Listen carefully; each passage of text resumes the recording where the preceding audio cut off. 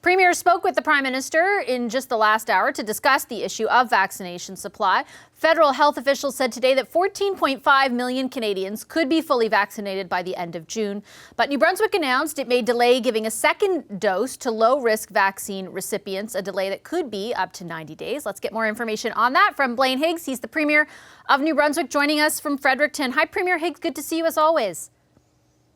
Thank you, Vassy. Nice to be here. You were saying, sir, in the break that you just got off the call, which makes me believe it was about a 90-minute call with the Prime Minister. Was the focus very much on vaccines? Well, there were a number of topics, but obviously priority one was in relation to the vaccine, the rollout, and the supply commitments. And so we are going to see our volumes through the first quarter as planned. They're just going to come very late in the first quarter. So we're going to be really busy towards the end of March in terms of being able to put vaccines in arms.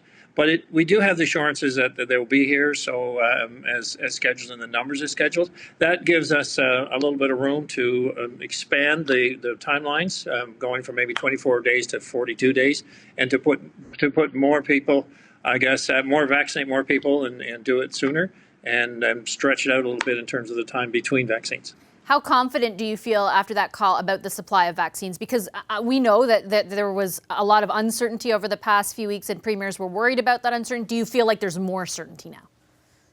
Well, I think on a quarterly basis, there's certainly, the PM reiterated a number of times that everyone who wants to have a vaccine, he's absolutely confident will be able to do so by the end of September. We iterated the concern about, as our numbers are going down, and certainly we're seeing that here now, getting things under control again. But the bigger centers are seeing that as well, and people are going to want to move around more. So the question kind of, can we get more vaccines in the second quarter? Is there a possibility to ramp that up? Because people are, I think, getting tired of COVID, but everyone is. And during this whole discussion around the variant and the added risk, it's going to be a real challenge to have people, look, let's just not lose focus right now. We are so close. But the other vaccines that are impending for approval, I was questioning the timing for approval, and can we get any visibility into that? Because that could make a huge difference in this next few months. Yeah, the difference is millions, really, if other vaccines are approved besides Pfizer and Moderna. And what was the response? Well, certainly AstraZeneca. There's certainly a belief that one is pending any day now to be available, and if it is, then there could be millions more vaccines readily available quickly. So that was good news, but it isn't a definitive at this stage. But it was good news, and the PM shared that as certainly a key possibility in its imminent. And let me ask you about your province's plans specifically, because there is some new research out showing that, for example, in the case of Pfizer, you give that first dose and there's a pretty high level of immunity. In fact, a few days ago, we heard Dr. Henry all the way over in BC talk about that, and that the research would indicate that you could wait longer than we have been, or that guidelines have even indicated so far you can, to give that second dose because there is enough immunity with the first one. Your province has taken that to heart. Tell me a bit about what you're going to do as a result.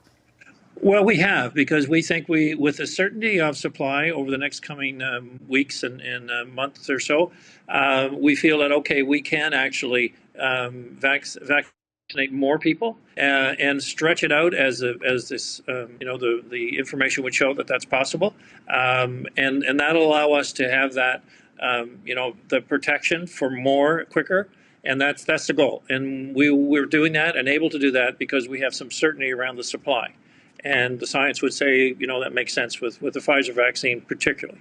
So we're taking that. We are taking that to heart. That's a good news. Pardon me, I apologize. I just was wondering. I listened to federal public health officials this morning say that they have that research, they're reviewing it, and they're going to try to verify it, but they're not yet at that point where they're officially endorsing it. Are you worried that you might be jumping the gun there? Well, no, not really. I think because of the variant and the exposure there, we feel that it's a risk worth taking, and it's to get more vaccines in arms, and the science would be pretty compelling that we're safe to do that.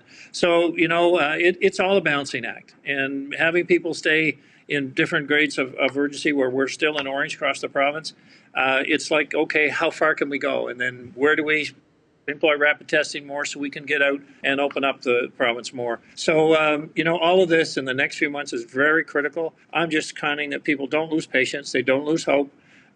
This is no time to give up. But we do have to start allowing people to move around more and have more freedom within the province. And we'd like to get the Atlantic bubble opened again as well. And when are you hoping to reopen that Atlantic bubble, if best case scenario? Well, at this point, I think reasonably we'd be talking into the late spring. But it's certainly a guesstimate at this stage. It kind of depends on the variant and how well that's contained over the coming months. And just quickly before I let you go, as far as your province's vaccination efforts goes, we've heard the Premier in Manitoba say that he's made a deal with Providence Therapeutics to manufacture a vaccine here at home, eventually towards the end of the year, perhaps. John Horgan out in BC, Premier Horgan says that that's on the table, something they're considering. Is it something that you're considering?